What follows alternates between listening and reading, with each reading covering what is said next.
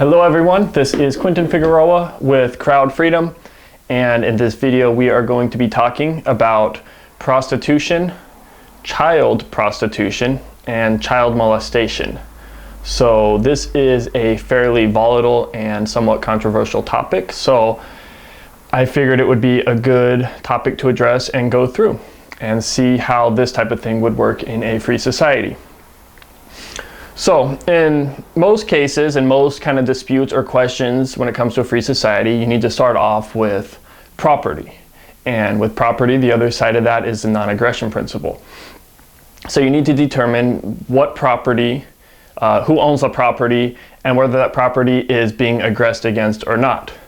So if we take a very normal example, like just sex between a man and a woman, in pretty much every society, everybody's okay with a man and a woman having sex. That's how we procreate. That's how, life works. And nobody has a problem with that. And if we look at that at a property level, you'll see that the man owns themselves. Self-ownership is property. So the man owns himself, the woman owns herself, and they both are property, choosing what they want to do with that property. And by having sex, they're both consenting to that exchange. And that is totally valid because it's two parties choosing to transact with each other voluntarily. There's no aggression used. Both people are okay with that. So there's no problem, and most people obviously get that. Now, if we look at kind of the next level of that, or if we look at it with a monetary part, right? So prostitution, where you actually pay to have sex with somebody, that's where it might get a little bit different for a lot of people. But if we're looking at this strictly from a free society, it really isn't much different, because when two people have sex without money, they're voluntarily doing it. When people have sex with money, like if a man pays to have sex with a woman, and the woman agrees to accept the money for sex, these are still two adults consenting to a trade. It's still two consenting adults choosing what to do with their own property. And the woman doesn't have to take the money, and she doesn't have to consent to it. So if the woman doesn't want to trade sex for money, she doesn't have to. And likewise, if the guy doesn't want to trade money for sex, he doesn't have to, or vice versa. It doesn't have to be a guy, obviously. So prostitution in a free society is just a voluntary exchange. And voluntary exchanges where both parties own themselves, they have complete self-ownership, and they choose to make that choice, that is totally valid. That's the whole point of a free society, is to allow people the freedom to do what they want, the way to maximize their choices. The free society allows for a maximum choice, so long as you're not aggressing against others, because as soon as you do that, now you're not allowing their choice. So of course, in a free society, prostitution would be okay. Now that's not to say that it's looked down upon, or it's praised, or it's good or bad, because the point of a free society isn't to make that value judgment as a whole. It's up for each individual to decide what's good or bad for them, or right or wrong for them. And you give people that freedom. That's what freedom's all about. And not everybody has to agree to the same choices and the same value systems and the same beliefs.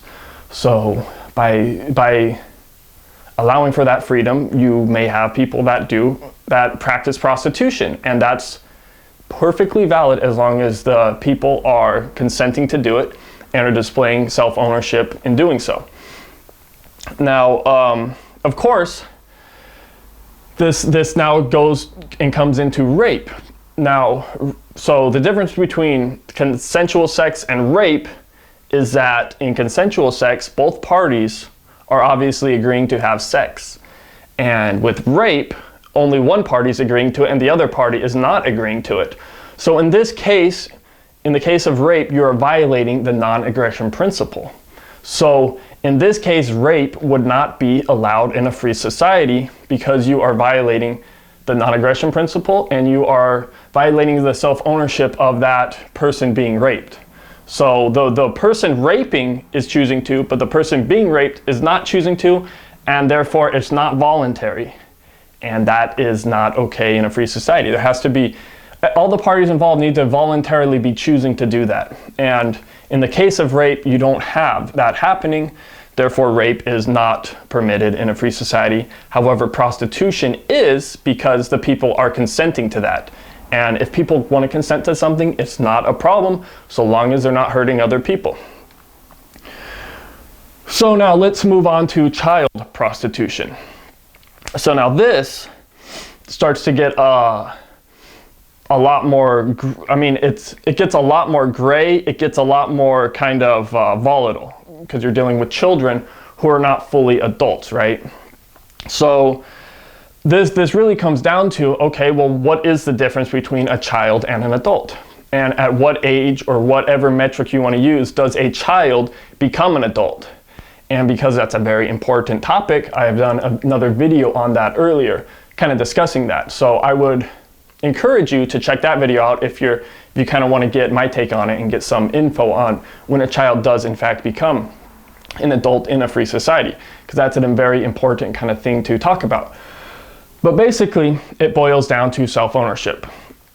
And the point at which somebody is able to practice and show self-ownership over themselves, that's when they're basically an adult and they're basically able to make decisions for themselves. So a child who's like 12 years old, they obviously are not showing self-ownership. They live with their parents, they don't take care of themselves, they're not fully mature mentally, they can't fully make mature decisions. There's a lot to it where a child is not an adult. They're not showing self-ownership. And because of this, a child can't consent to anything because they're not of a consenting like consciousness. They don't fully own their property, so they're not a property owner right now, right? The parent is more so the owner of that child. They're at least they're the one that's like looking after them. So the child can't consent to sex.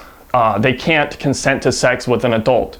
So in this way now, the adults know this. I mean, adults understand that children are not adults and they're not as smart, they're not as wise, all these things. So adults now are taking on the risk of when they interact with children. So if an adult is doing something with a child, they understand that that's a child, and it's up to the adult to act in a mature way and to act appropriately with that child. And if they are to aggress on any level on that child, it's the adult's problem, it's not the child. It doesn't even matter if the child agrees to it or not, because a child can't consent because they're a child and they're not showing full self-ownership. So in the case of child molestation, the adult is obviously the one that is infringing on the child. And of course, it's much worse with a child because the child is unable to fully know what's going on. It's a child. They're much more vulnerable, and they're at they're just at a totally different level. So child molestation and these types of things, of course, are going to be frowned upon very heavily, and they're going to be legally taken care of very heavily because of that. It's a terrible thing. And to show that it goes in line with kind of property and non-aggression, right? So the child doesn't own themselves and they can't consent. So no matter what a child says, you still can't have sex with them because they're unable to consent to something. So it doesn't matter whether or not the child says they want to have sex with an adult. The adult can't do it because the child does not fully have self-ownership. Okay, so now of course, there are gray areas, and it does get a little different, like in the case of statutory rape. So the age at which a child becomes an adult, or the metric, right? There isn't a set metric or age for children when they become adults. Different children and people mature differently. There might be a 16-year-old child that is more mature than a 20-year-old person. So just because you're like a lower age doesn't necessarily mean that you are showing less self-ownership. Somebody might be 20 that is showing less self-ownership than a 16-year-old. In general, that's not the case, obviously. But of course, there are exceptions and gray areas, and there's kind of a, there's just like a range where it's not totally one way or the other. And this is kind of where society kind of has to work with it. And the legal system has to be good at determining kind of whether or not self-ownership is being shown. And I think most people would probably agree that let's say like a 19-year-old having sex with a 16-year-old is probably different than a 40-year-old having sex with a 16-year-old. So, and I mean, right now, it's still kind of weighed that way. You take kind of things into account. It's not just cut or dry that this is always bad to this degree and it doesn't matter on the age and that kind of thing. So this same type of thing would apply in a free society, where is the 16-year-old showing self-ownership, and is, say, like a 19-year-old showing self-ownership, and to what degree, and this kind of thing. And then legally, repercussions or decisions are kind of weighed based around these types of things. So it comes down to, again, self-ownership, and there are kind of gray areas, and it's not clean and dry, but in general, obviously, younger people have less self-ownership, and older people have full self-ownership, and if they take advantage and do these types of things, of course, that's not a good thing. So life in general, you never fully technically become self-aware completely. Life is a gradual continuation of kind of growing and developing yourself. So there isn't like a magic age or time when now you're an adult and you fully get it. Obviously, just because you're 20 or 30 or 40 doesn't mean you're fully conscious and aware, and it doesn't mean that you're just like every other 40-year-old and you're all at the same level.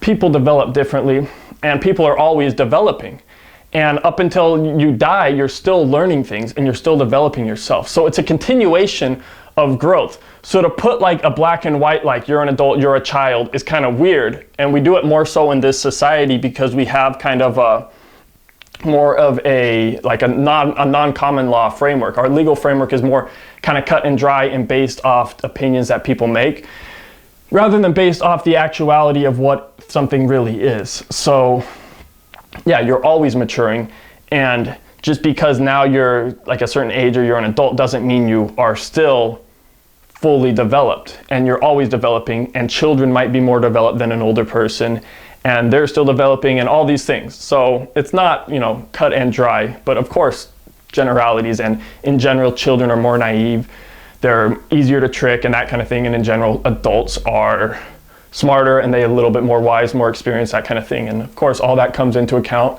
when dealing with these things from a legal perspective.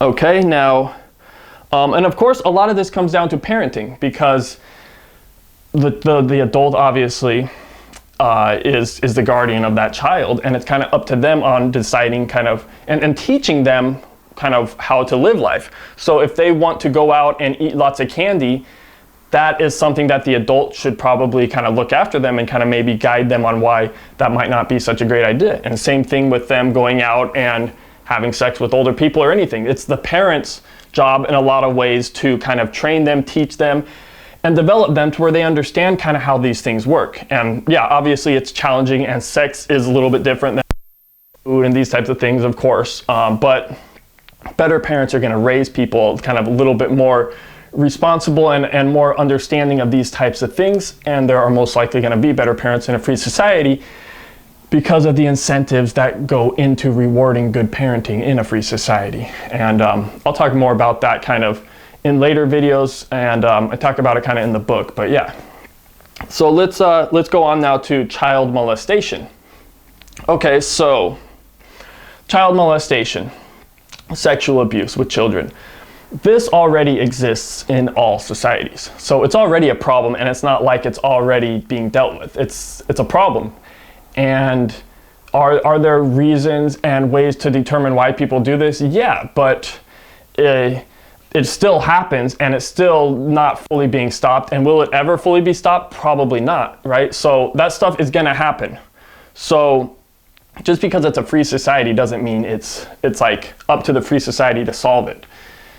It's already happening, and the free society just kind of has to deal with it the best way it can. And like I kind of said, you're gonna have better families in a free society because of the incentives that they have for being a better family. So, for instance, if you come into something like So with a free society, you're going to have kind of defense agencies like a DRO or something that is a police force that basically you subscribe to, or you pay some type of fee for in order to protect you and to kind of look at legal disputes with you and that kind of thing.